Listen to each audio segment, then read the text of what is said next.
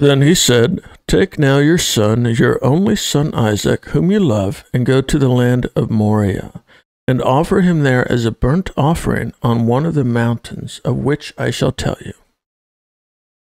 I thought Abraham had two sons. Your only son Isaac. That's a slap in the face there, isn't it? Right. What do you think that's about? Well, I think it's obvious in the text that it's referring to one of two things. It's his only heir. Okay.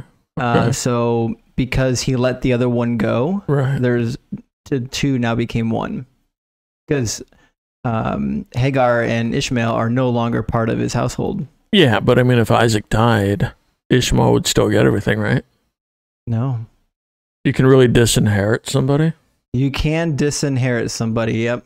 That is a possibility. That's cold. It's pretty messed up. Yeah, and we talked about last week how troubling it was that Abraham just sent Hagar and Ishmael to die in the desert, basically, with one skin of water. Yeah.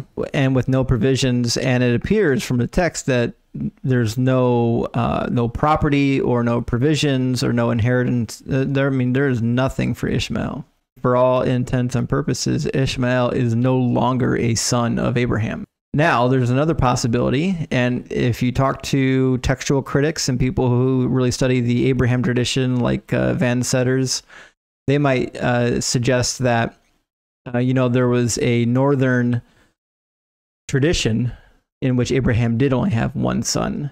And the southern tradition, especially since that son came from an Egyptian maidservant, it's quite possible that the southern tradition and the northern tradition had an issue, and that is, in order to combine the two traditions, we had to get to a point where Abraham only had one son. So what do you do with the other son? You send him away. But it also makes sense of the fact that the Ishmaelites show up later in the Old Testament. The story of Ishmael does a number of things. It combines some of the southern traditions with the northern traditions, but it also explains why there are Ishmaelites floating around in the southern region and why they're associated with Egypt and how they're also related to the Israelites. This is all going over my head.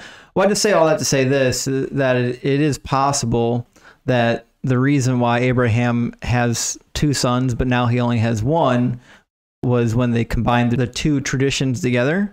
They just needed to get rid of one of them. Yeah. So it's possible that didn't happen?